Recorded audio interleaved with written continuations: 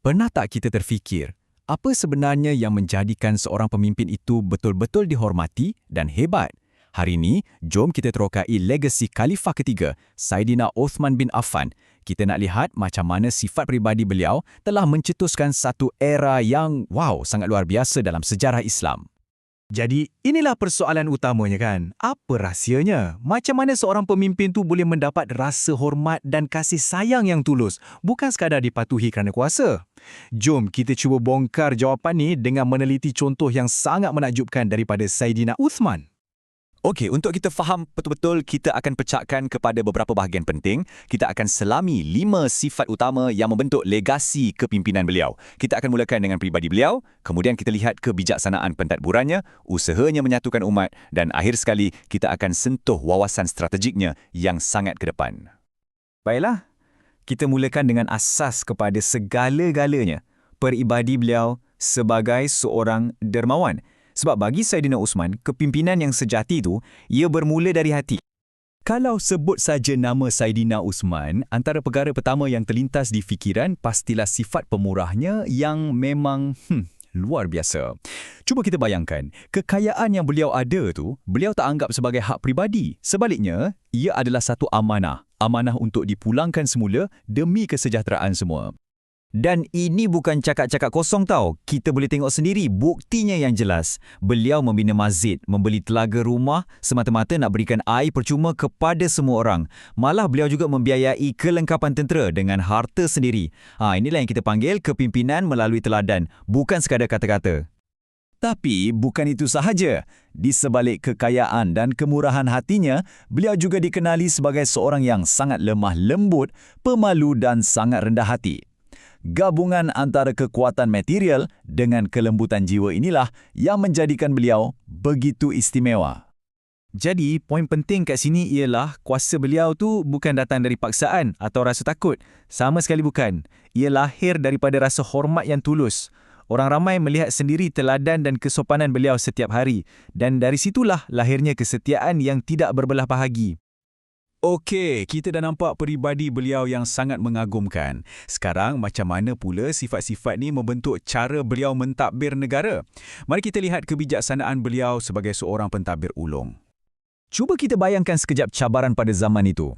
Empayar Islam sedang berkembang dengan sangat pesat.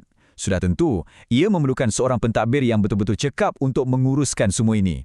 Dan Saidina Uthman, beliau membuktikan yang beliau memang mampu menyahut cabaran tersebut. Pendekatan beliau sangat sistematik, tahu tak? Pertama, beliau susun struktur pentadbiran agar lebih kemas dan teratur. Kedua, beliau lantik gubernur-gubernur yang paling cekap dan dipercayai untuk setiap wilayah untuk pastikan tak ada kawasan yang terabai. Dan yang paling penting, asasnya tetap sama. Keadilan berlandaskan hukum Islam. Inilah yang mewujudkan satu sistem yang stabil dan adil untuk semua. Sekarang, kita sampai ke salah satu sumbangan beliau yang paling agung. Satu sumbangan yang kesannya masih kita semua rasai sehingga ke hari ini, iaitu peranan beliau sebagai penyatu umat. Begini ceritanya. Apabila wilayah Islam semakin luas, pelbagai bangsa dengan logat yang berbeza-beza mula memeluk Islam. Ini berisiko menimbulkan kekeliruan dalam bacaan Al-Quran yang akhirnya boleh membawa kepada perpecahan. Saidina Uthman, beliau nampak bahaya ini dari awal lagi. Dan di sinilah lahirnya satu penyelesaian yang sangat bijaksana, Mushaf Uthmani. Beliau telah memulakan satu projek besar untuk mengumpul, menyemak dan menyeragamkan Al-Quran menjadi satu naskah rasmi. Ini bukan sekadar kerja pentadbiran biasa tau. Ini adalah satu langkah bersejarah yang telah menjaga perpaduan umat Islam hingga ke hari ini.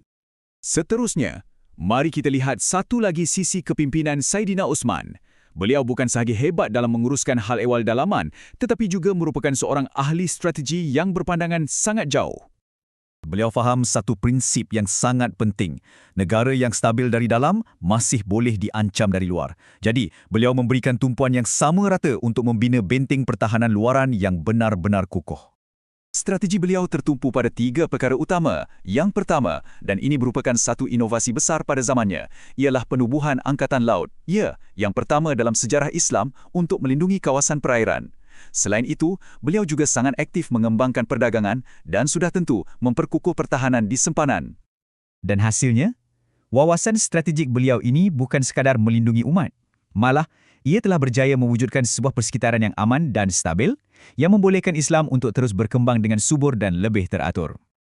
Jadi, setelah kita melihat keunggulan Saidina Uthman dari kemurahan hatinya, kebijaksanaannya dalam mentadbir, sampailah ke wawasan strategiknya, ia meninggalkan kita dengan satu soalan penting untuk direnungkan bersama. Dalam dunia kita hari ini, dengan segala cabarannya, sifat kepimpinan yang manakah yang paling kita perlukan?